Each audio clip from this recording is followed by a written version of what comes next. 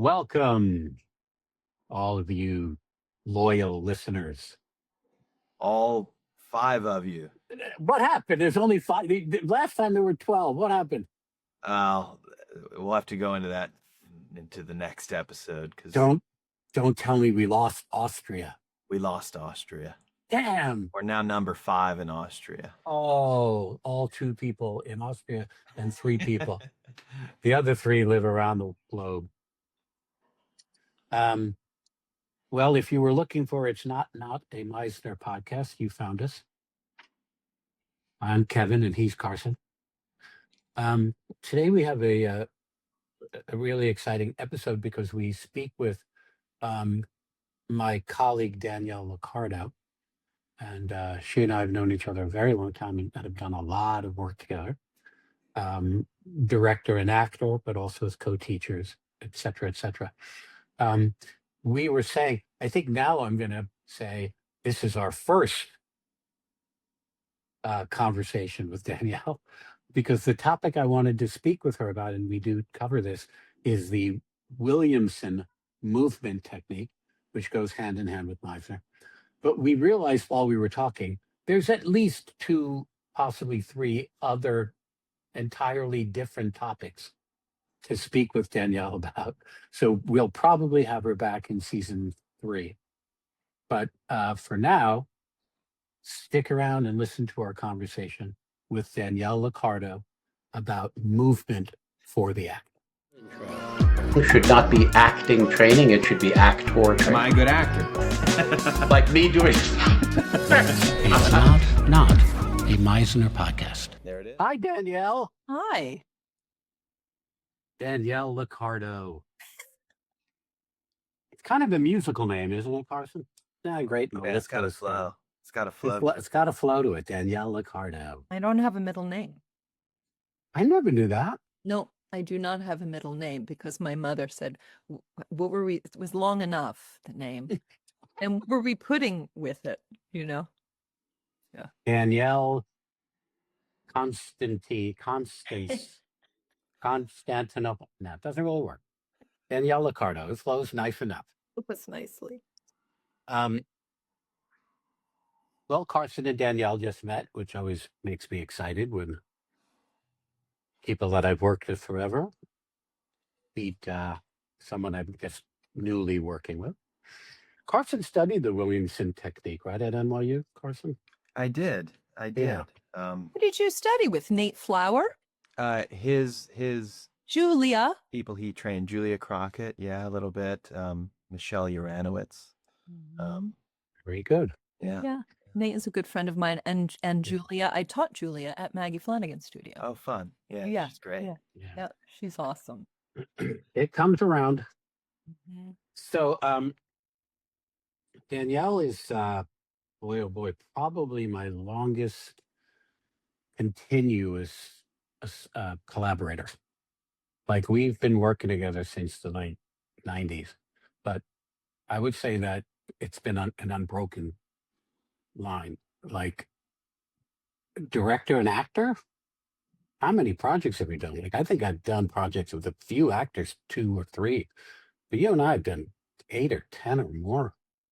I think so. I think at least. I think every time I need an actor, I just go, oh, it's Danielle Liccardo. And we'll go from there. But most recently, maybe we'll talk about this later. Most recently, our collaboration was not as director and actor. It was, I was directing a film and I asked you to come and be the intimacy coordinator. So you have worked as my movement, like I'll be doing a devised piece or something, and Danielle will come in and be the movement supervisor of all that. But your career is branched out, acting and teaching, movement, on-set movement coordinator, intimacy coordinator, director. You've directed. I think the question is, you know, we have young viewers, so young listeners. Sometimes I want them to hear that you can come from anywhere. Yeah.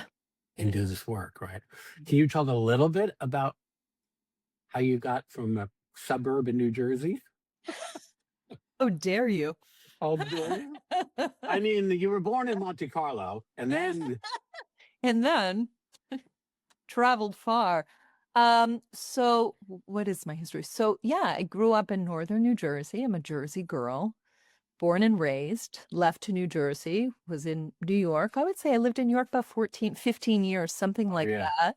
yeah. And You lived in then Chelsea, right? I think you lived in in Chelsea. Chelsea, yep, good times. That's when we were there a Yeah, lot. And then after 9/11, I left. At the time I was married, and we moved to the beach in central Jersey to the beach.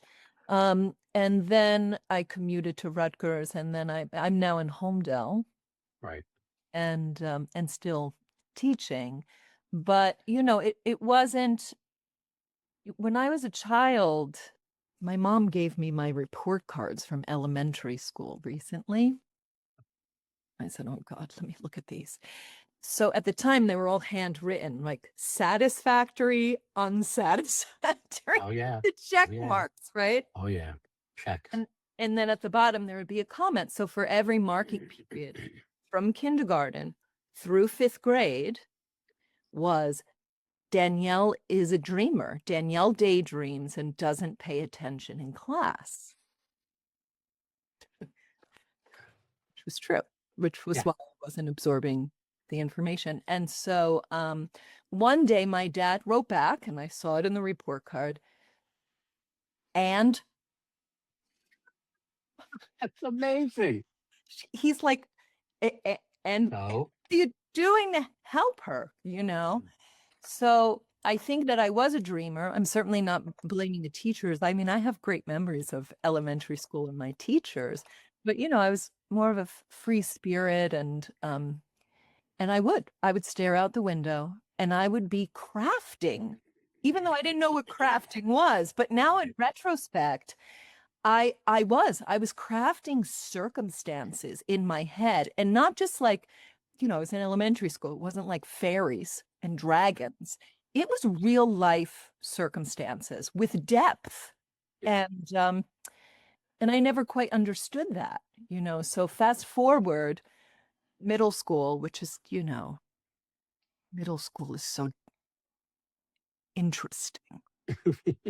And treacherous. I think you mean treacherous. damn. Interesting. And I played sports. I played softball. I was a swimmer. I love sports to this day. I love athletes. I do believe, like, Martha Graham says that the artist, the dancer, is an athlete of God, which I think is profound. And I do think that the heart of an athlete is very much like the heart of an actor. Oh yeah. And so so at any rate, I played sports, and then I got to high school, and I went through the motions of high school, did the right things.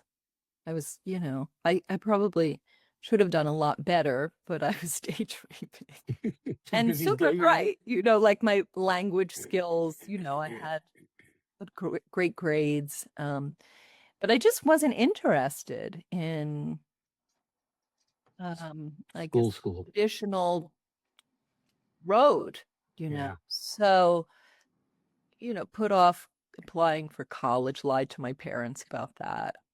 They'll never watch this, so it doesn't matter. Yeah, they won't know that you lied. Don't ever tell them I never told them that.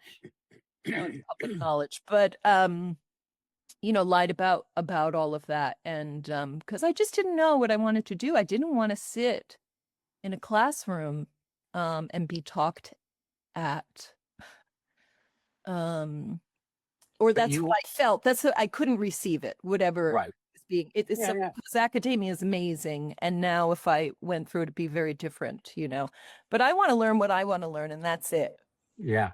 So, but I can't picture you. Were you in like the school plays and that kind of stuff? No, never. No. I was a cheerleader all Okay. 4 years of high school. I was a bit wild, So you're not an actor. It doesn't occur to you. Acting doesn't occur to you until until I think I was about 18 or 19. And then my I guess my parents must have been like trying to figure this out for many years, because they had a friend that they ran into, that establishment that they would go to, and she was an acting teacher and held these little acting classes at a gym, you know, like a overall gym in northern New Jersey. And so my mother introduced me to her. Her name was Kim Chorba, who recently passed away. No. And now I'm emotional. Well, she was important to you. Yeah, because she changed the course of my life. Changed the course of your life. That And first person. We all have that person. yeah. And she was so interesting and helped me funnel my imagination into something specific, you know, into like the crafting and all of my feelings, and I could funnel that into something that was concrete. And did she guide you toward specifically in the Meister technique? She studied with Kathryn Gately. She studied with Kathryn. And so then you wound up studying with. Yeah, because she said, I don't know what to do with you anymore. Let's hand you over. And I was like, great, now Yeah. this teacher doesn't know what to do with me. Right, right. And so I went to Gately Pool, and Okay.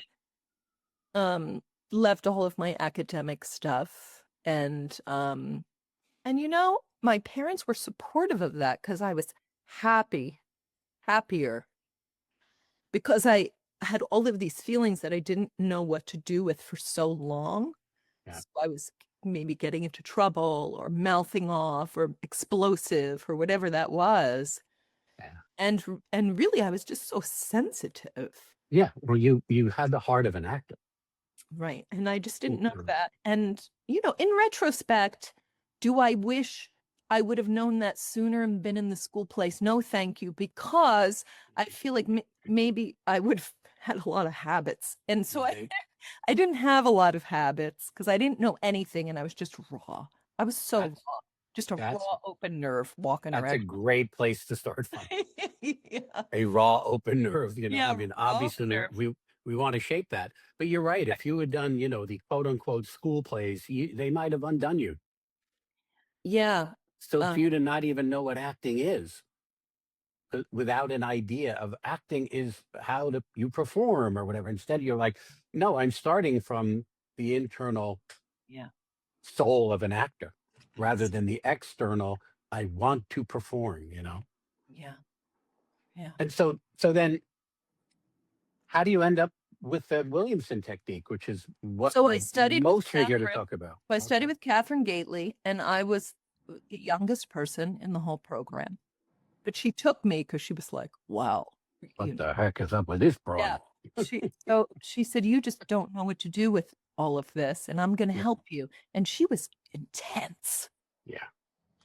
And she also, so Kim Chorba sort of steered me there, and then Kathryn scooped me up, and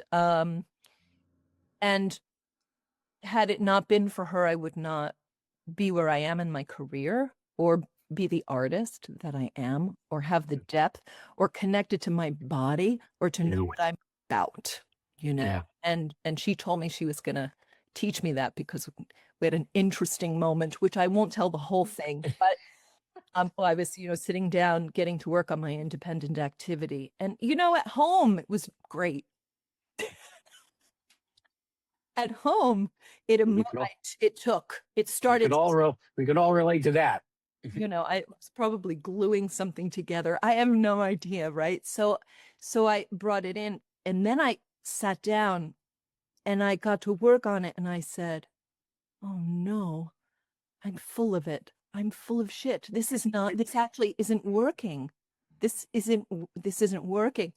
So then I started to indicate, right? I was having the behavior without the experience, which is not the cycle of communication, which I know we'll get to later. We'll get to. But also Because you were copying the behavior from the night before when it did take. Exactly. And But that's not the same as organic. That's right. I was chasing that. I was chasing that. I was chasing it rather than letting it come to me and stepping into it. Right. Right. So, so she said, "What are you doing?" She was so disgusted. And I started to explain it. And then I was so angry with myself, certainly not her, because I was brought up, I did respect my teachers and valued my teachers. I never mouthed off at school, and I just worshiped her, and I just said, whatever. Oh my God. She said, whatever? Whatever? Oh boy. And she got in my face. I'm missing a few steps that I want to talk about. But she got in my face and she said to me, "You listen to me, little one." That's what she called me. I was like, oh shit. And she said, "You have no idea what you're about, but I do. And I'm going to help you. So you put that attitude and that defensiveness, you put that aside." And I was like, okay. And then she said, "Come sit next to me." And I sat next to her for 2 years, taking copious notes, Yeah. She kept me close. And I felt protected in a business that I didn't know what the hell was going on, being in New York. And so had I not had that moment where she basically shook the defensiveness and the attitude out of me, and that was a time where we did that. And you know what? I don't feel harmed. Yeah. I don't feel abused. I know. I thank her for changing my life. And I wouldn't be sitting here right now if it weren't. No, I know. I feel that's a whole other conversation, Danielle. How teachers now have to tiptoe around certain things. But you're talking about a time when a teacher could get up in your face and be, "Now listen to me." You'd be like, okay. I was hungry for it too. Oh, you're hungry for it, and you're tough enough. In the moment, it feels like, I'm being ripped apart, but you're tough enough to come back the next day. I always felt like I quit, and then the next day I'd be sitting there like I can't wait to overcome that thing that made me want to quit yesterday. Yeah, because you can't help yourself. Well, yeah. I mean, what's the alternative? Going to some school where they coddle you and tell you you're great and Yeah. stroke your hair and So, but the reason I wanted to talk to you today was to discuss the Williamson technique. Yeah, so Loyd came into the class. Oh, he would come into So the here class. comes Loyd. Loyd comes into the class to do the introductory work, and then people would go to Actors Movement Studio, which is what he developed in 1975. I think he opened Actors Movement Studio. Wow. And I said, "What the hell is this?" Shit. This is what I'm thinking. I'm like swinging up around in the chair, letting out sound. And he's so eccentric too, and delightfully so. Extraordinary. Wonderful. He's a real artist. He is a real artist, He taught me how to be a real artist. Yeah. Yeah. That he really made an impact on me about how to be an artist, and that it didn't all have to do with acting. So Kathryn was like, you need to go to Actors Movement Studio. You're going to go there. And because you have all this life, it just doesn't know how to get out, has no way of getting out, excuse me. So I was like, oh God. So I did. I signed up, and it was amazing. It was amazing. Let me hold you for a second because I want everybody to catch up. The Loyd Williamson devised this movement technique that lines up with the sequence of the progression of the Meisner training. So it's not just study Meisner and go somewhere and study movement.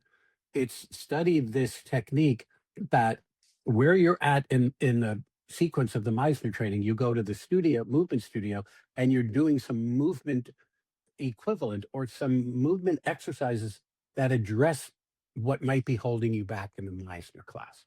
Yeah. So when you and I talk about movement, we're talking about movement for the actor, not dance, Correct.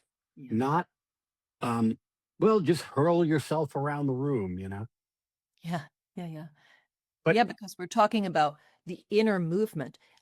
The movement that is happening in my heart, in my soul, and how it's going to find its way out into unbridled freedom and an expression that is beyond the bounds of everyday life. It's bigger than us, right? So, but when something's bigger than us, it can be all over the place. But to funnel that into form, and the form is Yeah. what makes it an artistic process. yeah, and also I want to go back to one of the first things you said today was actors who study acting and even study Meisner, but without studying movement, or even more specifically the Williamson technique. We go, what are they doing? Because here, give me a minute to rant, Danielle, and then I'll come back to you. Please do. Well, Kittle when I rants.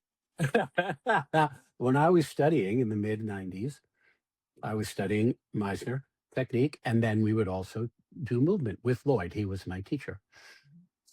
I made all my breakthroughs in that environment. I made all my breakthroughs in the movement class because sitting in the Meisner studio, I was like, I don't get this. I was lost and I couldn't get it. I was trying to solve it intellectually and all this stuff. But when I went into Loyd's room, he would just allow us to be on the impulse and stay there. He would allow us to just come from that internal place with no apologies and all that. And here's my rant. Every year, there would be a handful of students, like say there were 16 or 18 people in the class, there'd be 2 or 3 who would trash the movement class. And they would say, I'm here to study acting. What's all this rolling around on the floor stuff, or what's with putting on tights or whatever? And I would say to them, you guys are making a huge mistake. They wouldn't take it All discipline. seriously. And they didn't understand how one connects to the other. But also, you and I both know when you see an actor who can come to life internally, but it's squeezed through a tiny instrument and has no way, the actor's not soft and sensual up there. Right. Yeah. What experience is the audience supposed to be having? Because I'm supposed to be living this through with you. And you're up there all filled with emotion and tense and tight. Your hands are balled into fists. Is that the experience I'm having as an audience? Because I got to get up and leave if that's the case. There's nothing inviting about what you're doing. And that's what happens. Yeah. The audience lives through what the actors are living. Yeah. And so if the actor is ridden with tension, that's what the audience is going to experience. It's the difference, when we were talking the other day between, like the boba tea straw, which is a conduit, right? And things flow through that straw. Nothing's getting in the way. But when you have a thick milkshake and you're trying to pull a thick milkshake through a coffee stirrer, right? It's having a hard time finding its way out because it's constricted. But I think actors who haven't trained don't make that connection. Yeah. That the quality of your behavior is really important. And those actors that are like, I'm alive up here, like, that's great, but Yeah. Well, and also self-generated, right? Because when there's tension in the body, we start to spiral and we're no longer connected to what's going on outside of us. It's a communicative art form. We're no longer in a cycle of communication. right. Yeah. Will you talk about the cycle of communication and that you brought it up? Yeah. I just want to go back and piggyback on what you said about why are we rolling around here? What are you doing? Because when it's like crafting an emotional preparation or crafting a circumstance. If you sit at your desk and you're like, I'm now crafting, right? I'm not talking about breaking down a script and stuff. I'm talking about the daydreams and stuff that really we connect to. It just becomes intellectual. And so when we get the body involved, we're building an emotional and a physical intelligence, and things start to happen in spite of us. In spite of us. And that's what we're setting ourselves up. So I should be so involved that my brain cannot catch up to me. Yes. I'll pick my brain up when I leave the classroom. Yeah. Yeah. Yeah. So, now going back to the cycle of communication, Loyd's theory, the theory of the Williamson technique. So a theory is this thing we've proven. We're trying to work towards this thing. The theory is in acting, because the body has a job. And in acting, the body is a channel for processing the experiences of the imaginary world, which makes it acting, into behavior. And for us, behavior is sound and motion. Yeah. Right. And so if we break that down even more, in acting, the body is a channel. Well, let's talk about that. Where does the human experience happen? The human experience happens in the torso, in the body. We're not talking about the limbs, and we're not talking about the head, right? When my heart is breaking, I feel that in my body. When I'm excited, or, I'm attracted to someone, or I'm enraged, I'm not feeling that in my elbow or my knee, right? That comes alive in my body, abdominals, back, chest, my total torso, right? And so I'm trying to get my body to this open place where it can live through and communicate. I can receive things on a sensual level, sensory experience. That's how I experience the world, through my 5 senses. Or 6, but we're not going to talk about that because I can't teach that. And that's what Loyd always said too. Some people are really channeling from somewhere else. It's a real thing, right? Yeah. Yeah. Ancestral or wherever that is. It's a very spiritual experience for some people. But I'm training my senses to open to things. So that's how, the more I become involved through the senses in my circumstances, in my relationships, then my breath starts to operate automatically. It becomes spontaneous.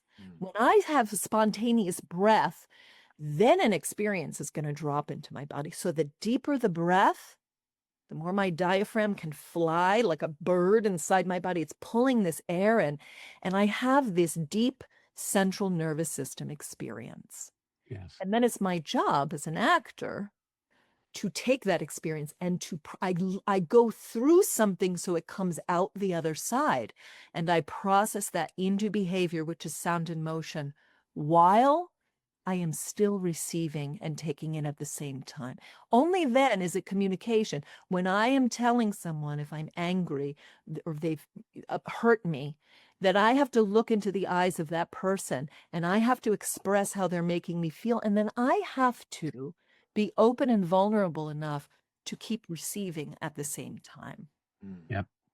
So the cycle is what? Taking it in through, taking anything in your partner, let's say, through the 5 senses, and then it is alive in you through breath. Yeah. So I'm taking in through the 5. I'm getting lost, fully involved through my senses and my circumstances and my relationships, right? The more involved I become, the more truthful I become. Right. That breath, I'm not thinking about my breath. My breath is happening automatically. It's spontaneous. So that spontaneous breath rushes into the body and I have an experience. And that, it's so close, the breath and the experience are sort of happening together. Yeah. And then I am moving that through my body and into behavior, which is sound and motion. Right. And so, go ahead. Sorry. No, and right. And so it comes out in the form of behavior. That's right. Sound, which rides on sound and motion, right? Yeah. But I liked what you said. I'm not sure, Carson, if we ever said this in the podcast, but we have said it, that Meissner uses he says acting is listening and responding, right? Listen and respond. Mm-hmm. But he doesn't say listen, then respond. Yeah. I think too many actors go, I'm listening. Stop. Now I respond. No, it's not listen. It's listen and respond, which means it's simultaneous. You can actually be responding to someone at the same time that you're listening to them. Yeah. And vice versa. So when you're taking in, you're kind of already processing it and having an internal experience. And you may be responding, even if it's not with words or with text, you're responding behaviorally, even as they continue talking or whatever. Listen and respond. It's cyclical, but it's also simultaneous. Yeah. Yeah. I It think- is. I think too many young actors don't realize that. It's like they're waiting to respond instead of, no, you're never And not. that's why they're going into their head, right? Yeah. Because they're Yeah. not involved, totally involved. The more involved we become, the more truthful we become. Yeah. Right. Well, Meisner, this might be a little sidebar, but Meisner has that section in his book where someone asks him, but Sandy, what happens when you're pinched, to say ouch? Your partner has 10 lines, like a monologue, but on their third line, they said or did a thing that makes you want to respond. Do you start speaking your text then? No. They have a monologue. You got to let them finish. Oh, so then I just cut everything off and stop and wait for them to finish? No. You fill You're up always- like a glass of water. Like a glass of water. You fill up and you're alive and you are responding, just not with language Yeah. or with text. Yeah, because what did he say? An ounce of behavior is worth a pound of words. Oh my God. That's what he. An ounce of behavior is preferable to a pound of words. Yeah. He also said an ounce of truth is Yeah. preferable to a pound of bullshit. Yes. Yes. Like Maggie used to go to us, no, you're full of shit there. We'd be like, but there's so much of it. Yeah. That doesn't make it better. Well, I'd yeah, rather have because an it ounce of doesn't truth. it doesn't matter what we're experiencing. One feeling, one human experience is not better or worse than the next. The joy is the same as the rage and the pain and all of those things. We have to be able to keep the channel open no matter what's coming through. Like the rage, oh, I'm just going to use that and I'm not going to use this, right? Like art, like painters aren't like, Yeah. this color sucks, I'm not using it. No, everything has to come through. It's not my business, the quality of that. My business is, like Martha Graham says, to keep the channel open. Keep the channel open. Can you talk? The other day you said something, you and I have known each other for years and have so many conversations. You said something the other day that you never said to me before. The actor is a symphony. Oh yeah, because if we go back to Loyd taught me, just like Anna Sokolow really helped Loyd and taught Loyd. His mentor was Anna Sokolow to be an artist. Be a real Anna Sokolow is a straight up dancer choreographer. Yes, and she was at HB Studio and also connected to Martha Graham and working from the inside out. Yes. And so he really taught me that when I am listening to a piece of music, I can listen to that same piece of music or play that same piece of music, exact same piece over and over in my class, right? And that we have to listen to it with new ears, right? And so I got to a place where the humanity, what the human beings who are playing that piece of music, that instrument, when the strings come swelling in, right? And what that person is living through is alive in the room. Their humanity and their unique voice is alive in the room, right?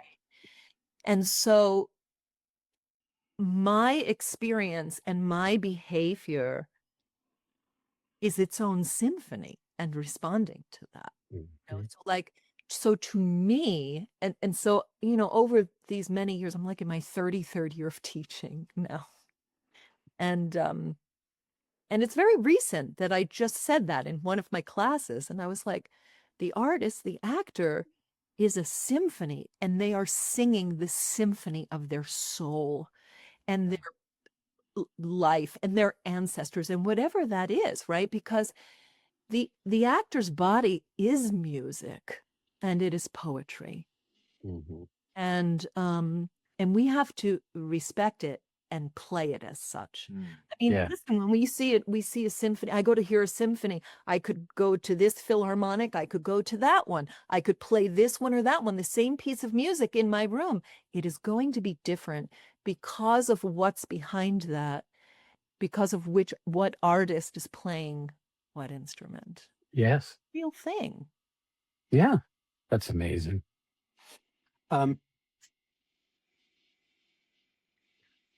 Loyd is interesting because he studied acting with Sandy Meisner. Isn't that right? He was in that room with him studying acting.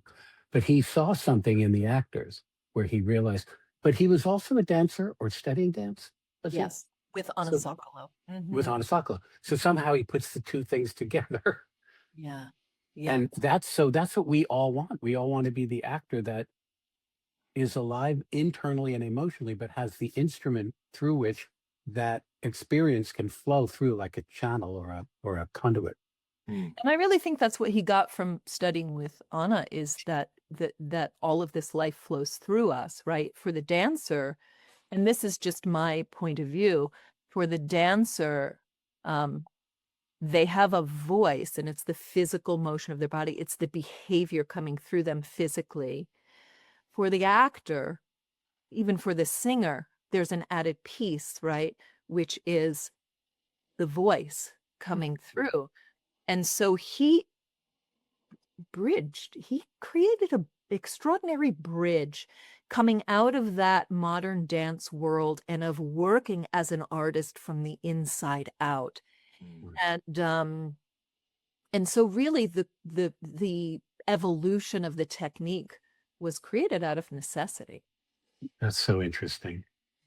The reason I'm harping on it a little is because I really want young actors to recognize that it's not enough to just ride your own experience, especially in film, right? A lot of actors don't train, but they just got something, and that's what they bring to film. But if you're not aware of the larger elements that go into acting, then you're falling short. You're missing some piece of it. Also, how do you sustain a live performance 8 times a week, right? If it doesn't flow through you. Because that's what we train for. We train to do the extreme marathon or the Ironman. I mean, that's what we're training to be able to do, except it's not just physical, it's physical, vocal, and emotional, and Yeah. able to have an instrument that can make choices that are sustainable, that if you're doing a 9-month run, your body is healthy. Your voice can withstand that kind of workout, you know. Yeah. I do think that in the late 70s, after he started Actors Movement Studio, and then he started teaching Anna's classes at HB Studio, Bill had started the program 1975 or 76, 70. I think 70. Maybe it was because it's the 50th anniversary coming up. Yeah. You mean at Rutgers, not At his Rutgers, yeah, at Rutgers. And so Bill and Bettenbender, John Bettenbender, Jack Bettenbender. Jack Bettenbender, invited Loyd to come to Rutgers. And I think that's when Bill and Loyd started working so intimately, that Bill welcomed Loyd into his classroom. Into the classroom itself. Into the classroom itself, you know, the generosity of inviting him there and then being able to work together, you know, which is difficult, right? Having two artists' voice in the same room. I'm going to assume that's an assumption I'm making, right? But their vision was to bring those things together, because listen, all of the threads of when we're studying voice, speech, movement, acting, stage combat, they all sort of float around like this. They're all different threads, right? And so what we want to do is to help the actor to weave those threads together to create the tapestry of their artistry. Right. And that's what Loyd was doing. And so the evolution came, from Rutgers, of being in the acting class. And Loyd was like, wow, this is important. It And, is important. and the brilliance of him being able to put that together and being in production was really extraordinary. And well, I think, you and I can attest to the fact, because for years you would come into my first year acting class. yeah. And so you and I picked up that mantle. Like Loyd would go into Bill's class, Loyd went into Maggie's class when I was studying. But Mhm. you would come into my class. There would come a point in the semester where I would come to you and go, they are ready to have you come in. Yeah. Well, here's, this is a little insight into Danielle. She knows the human body so well that somebody will get up and start to do their work. And Danielle will just sit there and then get up and walk over to them and like put a finger on like one part of their body and they would just melt into, I'd be like, you identified where in their body they were holding tension, and you could just go right up and be like, release this. And then boom, they would just burst with whatever they were alive with, joy or anger or sadness or whatever. So you would get up and stand in the environment with the student, right? Yeah. They're in an imaginary world, and they were generous enough to be like, oh, and also Danielle's here. They didn't go like, hey, get out of here, you're messing with my reality. No, it was just part of an exercise. But you'd go up behind them and put your hands on them in different ways or on their chest, whatever, and they would just, things would flow through them. Clearly, what you're doing is modeling for them what we would want them to do themselves. Right. We eventually don't want them to need a teacher to come up and identify where in their body they're holding tension. Yeah. But those first couple of times, sometimes they'd be like, do me next, do me next. Like they would want to get up there and be like, Danielle, find my tension and release it, Yeah, hands-on work is a proven pedagogical tool, and the work cannot be achieved otherwise.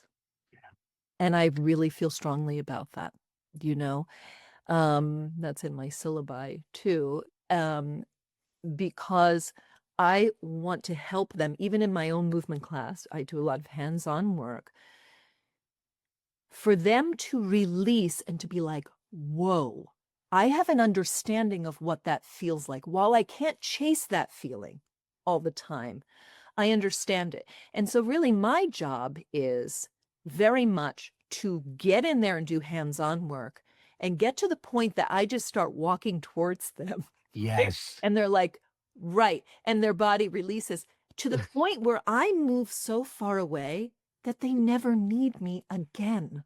Yeah. And that's extraordinary when that happens. Because once you experience that, no one could take that away from you. That's yours, right? Yeah. Yeah, that's in my body. This is my body. Yeah, that's a kind of Pavlovian thing where first you come up and adjust them, then you start walking toward them and they're like, I need to adjust something because here comes Danielle. And then they find it for themselves. And then eventually you're like, I'm not even there. Yeah. Which I guess one could say, oh, well, that's not so great. You start walking towards someone. Yes, it is actually. Of course it is. I do not bring harm into my room. Oh, You know what I mean? Like, all right, look. they start to do it on their own. They're running to me and hugging me. You know what I mean? Like, it's Look, a joyful, extraordinary thing. You and I are going to need to have a whole other episode where we talk about, God bless them, this younger generation of actors who are very self-conscious and very concerned, and they have a lot of apologies. And you were telling me about a book the other day, The Anxious Generation. Oh, that's a great book. Great. Yeah. Yeah, Jonathan Haidt. Yeah. Amazing. Yeah. Well, so it's just all about how we have made this generation anxious because we tell them that they should be concerned and scared and apologetic, and Stranger then they danger. internalize it, stranger danger and all that. But then they also do it to themselves through social media and whatever. Oh, So, in the Williamson technique, there's a very important, like Carson and I have talked about this, a really important, valuable pedagogical thing in acting is the last thing you say to yourself before you enter is fuck it, right? And that sounds funny, fuck it, but it actually is. It's very sound.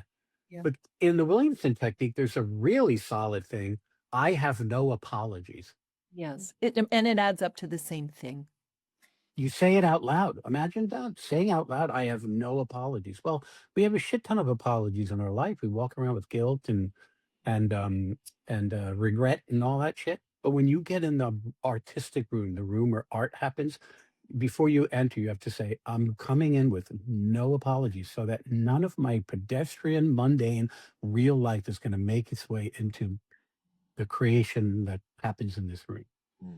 Yeah, and my name is, and I have no apologies, because then you're taking ownership of, this is my unique experience. This is my unique voice. And you may not be upset about that, but I'm upset about that. Or, Loyd's chocolate ice cream fantasy. How do you feel about Some people are like, F chocolate ice cream. And some people are Right. like, woo, this is so great, right? So even the most silly of circumstances of what we think, that I have a unique point of view and I have a voice and I shouldn't have to apologize for that. But the word I'm sorry, I bump into you, sorry, I do that, sorry. It's just a socialized response to things. So Yep. in that first year, we're trying to peel away those layers of pedestrian and socialized behavior and responses to things to get to that golden, the core, the purity of that place. Yeah. I don't want to be dry. I don't want this to be a dry section of our conversation. But can you briefly talk about first year, second year, and you do a third year? Yeah. Yep. so- At Rutgers. and so- doing- The first year is circular, like understanding that the body moves in circular. Can you Yeah. be So that the body has to communicate, going back to the circular motion. So we break all of that down. Where does the human experience happen? If we go back to the theory that we were talking about a few minutes ago, and what the body is and how we hold the body, right? How we posture, how we respond to things, how I cross my arms or I sit in a certain way that cuts me off, that cuts off the channel, right? And then to find this balanced, open place, some people call it neutral. We call it a balanced, present, open place, released place. release? Relaxed has sort of this like Yeah. foot kind of thing. And so I want to release into experience, right? That arrow comes towards me, and I want to step in front of that arrow and be able to not do this, but this, which is Yeah. what my receive it. partner's giving to me in Yeah. most extreme circumstances, right? And so in the And that's where, just to interrupt a little bit, that's where young actors sometimes get in trouble, because relaxed, casual, they're like, look how truthful I'm being. Casual is not what we want. We want released into experience. yeah, casual's on your back foot, relaxed Yep. is on your back foot, and I want you on your front foot. Yeah. But Step- open and soft. yeah, step into the storm of your Mhm. artistry Yeah. and embrace it. It's right there. Like Yeah. Petit used to say, it's right there. Yeah. It's right there in front of you. You just need to receive it. You need to Yeah. open and step into it and embrace it. Yeah. Yeah. So and so that's in the first year, is we are taking a look at all of these pedestrian, defensive, these habits, right? And I'm not there to say your habits are good or bad. I'm there to say which are useful and which are right. What is useful, what is not useful, except the smoking, which I always say is a terrible habit. Don't smoke. But we know I am about that because it paralyzes your central nervous system. Absolutely right. You're not just saying that because of what everybody thinks about smoking, that it's bad for your health or hurts your lungs. You're saying that it paralyzes you. Paralyzes your central nervous system and your vocal, everything. Yeah. Everything. So it desensitizes. Yeah. It desensitizes. And I want to get my central nervous system to a place where I come into class and we do the 10-minute exercise, which is an exercise of checking in. How am I doing today? How am I doing? Why do I need everybody else to ask me? I don't. I need to ask myself, and I can be truthful about that. This is my entry point, and I'm going to bring 100% of where I am on this day of my life, right? Right here, Monday, February 2nd of 2026. And that's all I can do, right? And so I regulate myself as an actor so that I can choose how to dysregulate myself So I can choose how to dysregulate the hell out of my central nervous system. And then when I'm finished, I regulate myself and I go back to my own life dysregulation. Right. Right. And so that's what I've sort of shaped the 10-minute exercise at the beginning of class is it's easy for people to say to actors, leave your stuff at the door or leave your shit at the door. People say, leave your stuff at the door. There's not a basket outside where we can just drop our stuff into our locker and then we pick it up. I have to be able to give over to that. I'm going to be truthful about where I am. And then I need technique. In the end, that's all we have is technique. I have a way of working where I can accept where I am. I may not like it, but this is where I am. It's all right. It's all right. It's all right. It's all right to feel however I feel. Yep. And then I'm literally, then I start to breathe. I am literally regulating my central nervous system, right? Then I choose how to completely dysregulate my central nervous system. Right. Right. And then I regulate my central nervous system again, right? So that's what the 10 minutes is about for me. That's how it crosses over. And so in the first year, I am then taking that into motion and moving my total torso, activating my total torso with breath and allowing my body to become fully involved in a way that I don't in everyday life. And that's circular motion. And circular motion is the motion of being in the cycle of communication, the sight. We talked about that, right? So if I want it to work that way, my body has to be trained to move in that way. Yeah, that's where you're describing right now the breakthroughs that I made in my first year of acting. Like that, what you're describing is when I realized, oh, I get this. I understand it. Then I brought it to the acting class. Right. Well, you become the embodiment. Ultimately, we want to become that's who I am. And my body now responds to that all the time. Yeah. Yeah. That putting yourself in the place to receive and respond on impulse, to impulse. Yeah. And so when we start to move in that way, we start to receive things into it's because it's not linear. In life, we live in a very linear way. I am very goal oriented. I have to achieve these things. I know. Right? I go from point A to point B and I don't experience all of the moments in point A. I have no idea how I got to work. I don't know how I got there. But I think we have to be able to experience all of those moments. Yeah. I know I'm jumping. There's so much more to it, but eventually, if I'm remembering correctly, you move to chair work. You do work in the chair, and lengthening becomes important, right? Yeah. It's all still in the first year. Yes, it is. We start in the chair, then we go to the floor.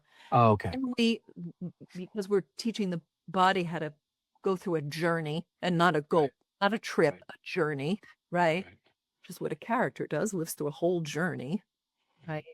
And then we get to this point where we have this release and they're starting to experience this release and this unbridled behavior. And then, because we can't walk around in this collapsed, letting go place all the time, because I have a spine. You're not a jellyfish. Not a jellyfish, exactly. I have a spine that runs through that. And now I want to be able to find the balance of I am lengthening, but I'm still able to expand and release and lengthen at the same time. Right.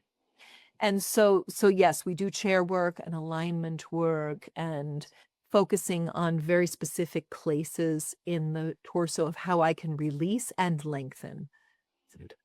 Yeah. Eventually, you do salons, which is so much fun.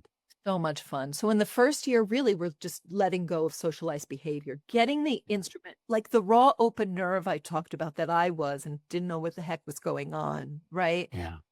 Getting the body to that place. Then in second year at Rutgers, in second year, what I do is now we have to, what are we going to do with that? Because I can't just be flopping all over the place, right? And same thing from first year to second year in Meisner.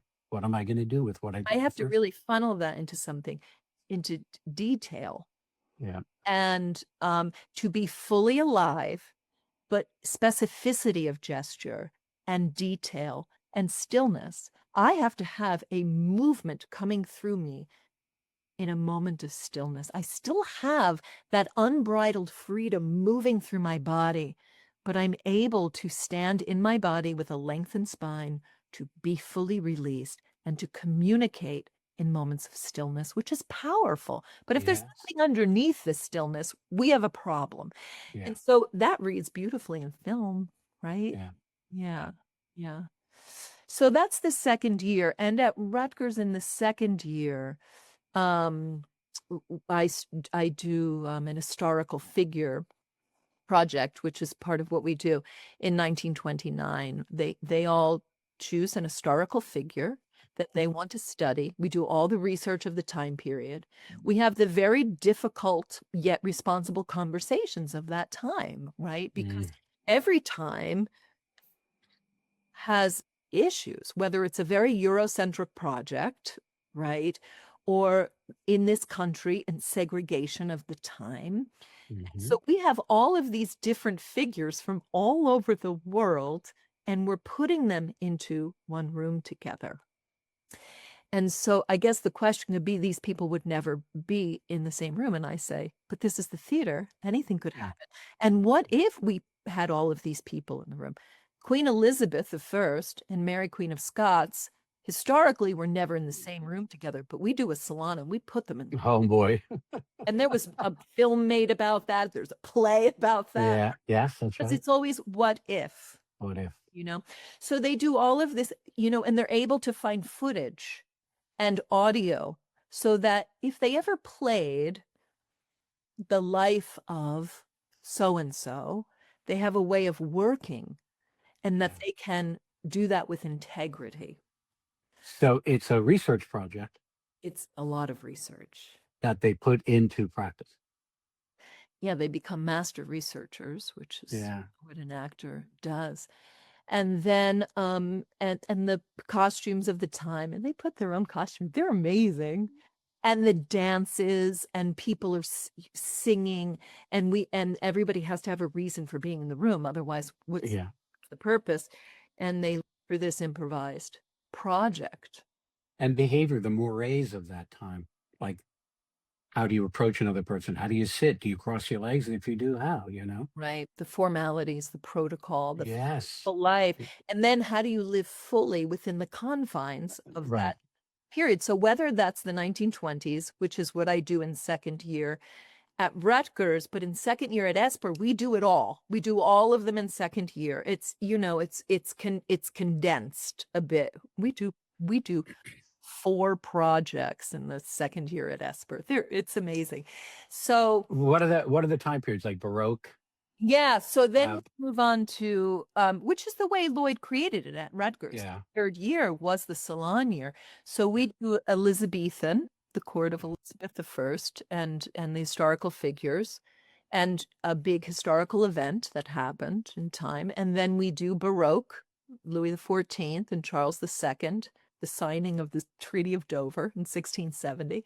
And then we move on to, he called it Edwardian because we're right on the cusp of that, but it's Victorian, victorious. Victorian, yeah. And that time. And we do learn all of the dances, all of the decorum, all of the formalities.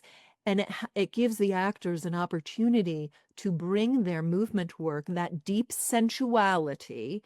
And in the first year, we do that drunk project. Yep. Which is all about letting go and slowing things down, right? Because it's not an impediment project. It's, as an actor, I'm going to get drunk on poetry. I get drunk on my partner. I get drunk on breathing the air, looking at nature, all of it, right? So it trains the body to get drunk on everything. Yeah, and what's interesting about that also is young people who think that when you're drunk, you stumble around. When you're drunk, you're actually more sensual. You take in more through the senses when you're drunk. And so if you're drunk on your partner, you're with them even more sensually, rather than stumbling around and not knowing where you are in space. Yeah.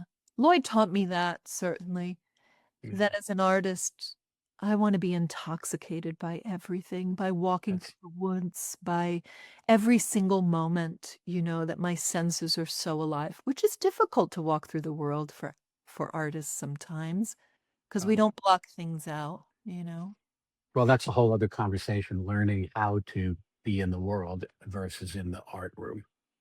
I, Yeah, it's hard to you and differentiate. I don't know if you and I disagree on that. Like you may say to them, now carry this out into the world, and I always say to them, don't be like this out there because they'll kill you. Not safe. It's not Not safe. safe. I can shut it down. I can switch it on and Yeah. off. But Oh when yeah. you're training, it's really hard. It's hard. Hard to find that So balance. Shut yeah. it down, turn it on. Shut it down, turn it on. And so in Yeah. the beginning, we are opening to the Oh world yeah. that's around Yeah. us. And that takes time. It takes time. Yeah.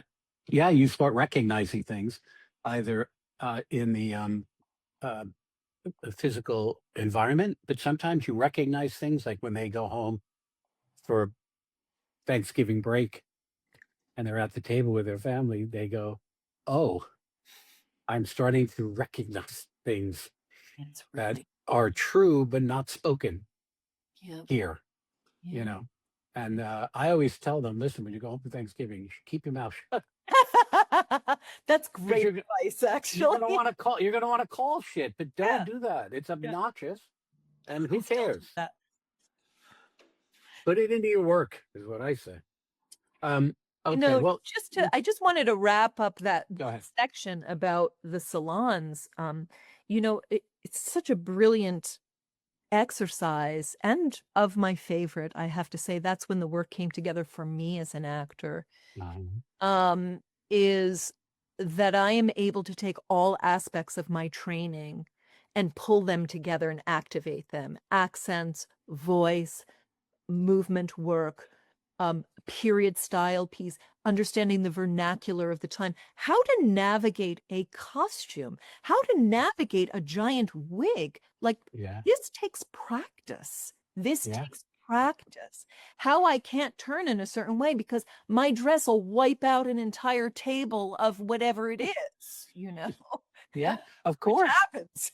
No, that is good practice, boy.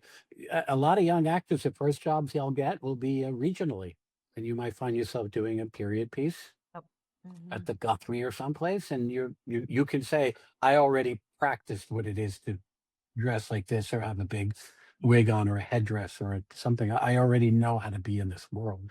And it's so delicious to be fully alive inside and knowing how to access all of that fire and passion, except I can only behave in a certain way. That's right. And Limited palette. that's acting, and that's delicious to me. Yes.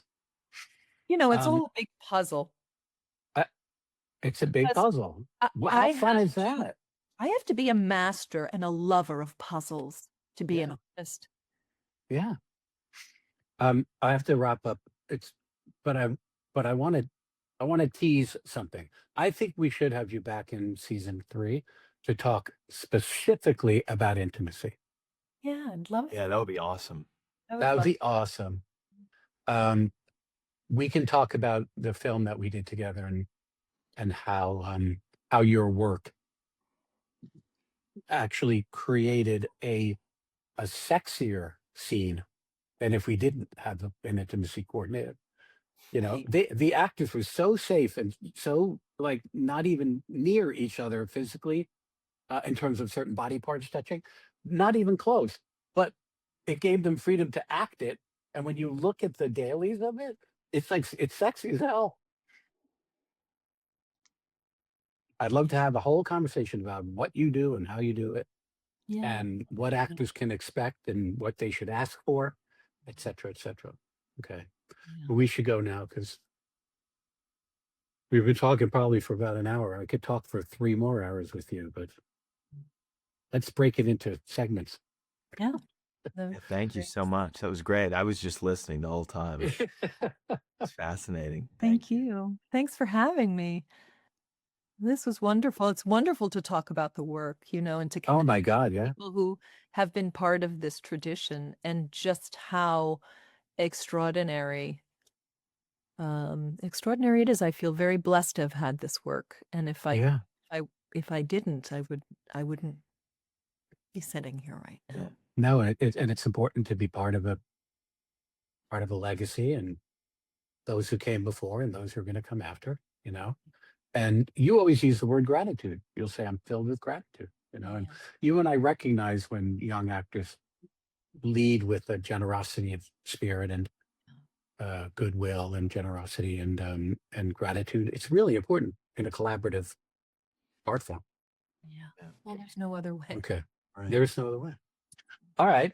Well, we'll say goodbye. I like that Carson said he just was listening the whole time, because when I talk, he turns himself off. He doesn't listen when I talk. No, that goes in and out. That goes in and out. When I talk, he turns it off. But today, when you talked, apparently he listened to everything. Exactly. That's exactly. Yeah. How it goes. But I That's wish I wish when I was 16, 17, about to start a training program, I could have listened to this conversation. And you kind of touched on it earlier, about young actors not recognizing the value in movement or in other parts of a curriculum. But it's so important. And all classes are acting class, you know. Every class is an acting Oh, class. That's true. absolutely right. It's so true. Yeah. We're not teaching people how to dance. Right. Teaching people how to live physically, to have a physical life that is connected emotionally and vocally. Exactly. And how valuable is that? Thank Yeah. you. Yeah. Thank you. Thank you. Thank you.